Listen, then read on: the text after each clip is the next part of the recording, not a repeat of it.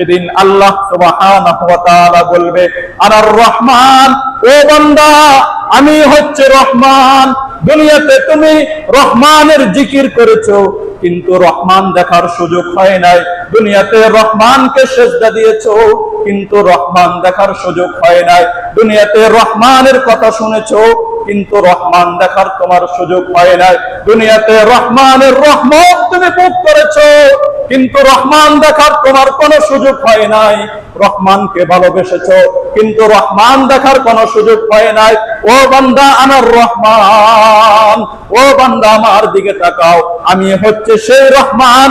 এই ঘোষণা দেওয়ার সাথে সাথে জান্নাতীরা আল্লাহ সুবহানাহু ওয়া তাআলার দিকে তাকাবে। আল্লাহ সুবহানাহু ওয়া তাআলা নূরের তাজাল্লির দিকে তাকানোর সাথে সাথে সমস্ত জান্নাতীরা বেহুশ হয়ে যাবে। সুবহানাল্লাহ। এই বেহুশ অবস্থায় ৮০,০০০ বছর চলে যাবে। জান্নাতের মধ্যে আল্লাহ সুবহানাহু ওয়া তাআলা একটা কোরআনের মাহফিলের আয়োজন করবে। ওই মাহফিলের সভাপতি হিসেবে থাকবে স্বয়ং রব্বুল আলামিন। ওই মাহফিলের প্রধান অতিথি থাকবে মুহাম্মদুর রাসূলুল্লাহ সাল্লাল্লাহু আলাইহি ওয়াসাল্লাম।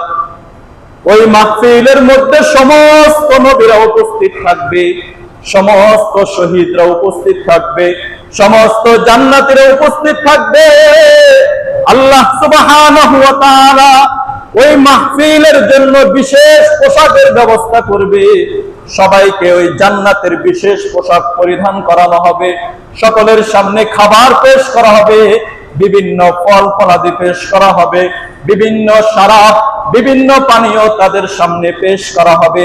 সেদিন ওই মাহফিলের মধ্যে এক জান্নাতে আরেক জান্নাতীদেরকে দেখতে পারবে। এরপর আল্লাহ রাসূল সাল্লাল্লাহু আলাইহি ওয়াসাল্লাম বলেন, এরপর সর্বপ্রথম ওই মাহফিলের মধ্যে হযরতে দাউদ আলাইহিস সালাম তাওরাত পাঠ করবে। এই তাওরাত শুনে মানুষ পাগলের মতো হয়ে যাবে। এরপর আল্লাহর রাসূল সাল্লাল্লাহু আলাইহি ওয়াসাল্লাম প্রধান অতিথি হিসাবে তিনি সূরাতুল ইয়াসিন তেলাওয়াত করবে। ইয়াসিনুল কুরআনিল হাকীম ইন্নাকা লামিনাল মুরসালিন।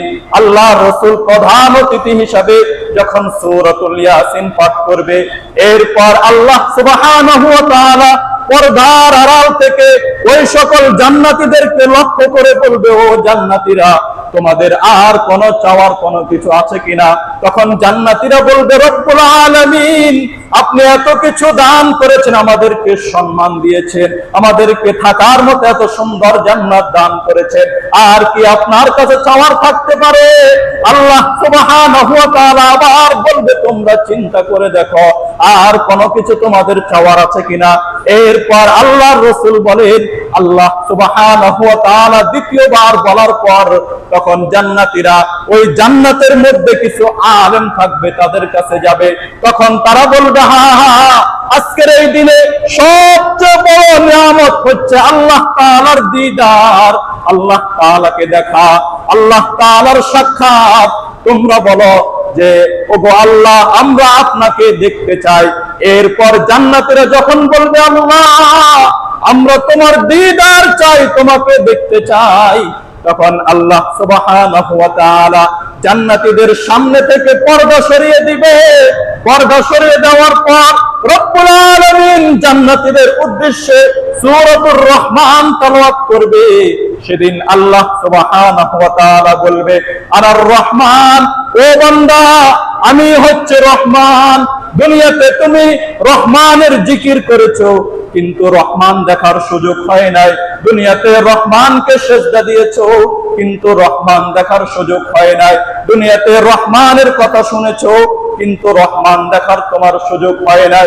দুনিয়াতে রহমানের রহমত তুমি ভোগ করেছো, কিন্তু রহমান দেখার তোমার কোনো সুযোগ হয় নাই।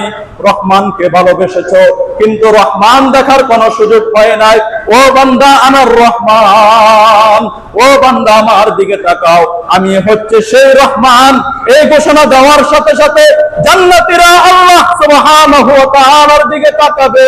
আল্লাহ সুবহানাহু ওয়া তাআলা নূরের তাজাল্লির দিকে তাকানোর সাথে সাথে সমস্ত জান্নাতীরা বেহুশ হয়ে যাবে। সুবহানাল্লাহ। এই বেহুশ অবস্থায় ৮০,০০০ বছর চলে যাবে। আল্লাহ রসুল বলেন এরপর সর্বপ্রথম আমি রসুলের হুঁশ ফিরে আসবে, আমি রসুলের হুঁশ ফিরে আসবে। হুঁশ ফিরে আসার পর এরপর আস্তে আস্তে সমস্ত জান্নাতীদের হুঁশ ফিরে আসবে। তখন তারা তাদের হুরদের কাছে যাবে, স্ত্রীদের কাছে যাবে। যাওয়ার পর স্ত্রীরা বলবে আপনার চেহারার ঝলক, চেহারার নূর আরো বেড়ে গিয়েছে। ওই জান্নাতীরাও বলবে স্ত্রীদেরকে লক্ষ্য করে তোমাদের চেহারার তাজাল্লি, নূর, সৌন্দর্যতা আরো বেড়ে গিয়েছে।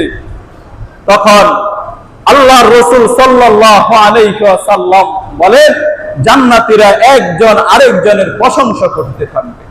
এরপর আল্লাহ সুবহানাহু ওয়া তাআলা তার সামনে আবার পর্দা ডেকে দিবেন।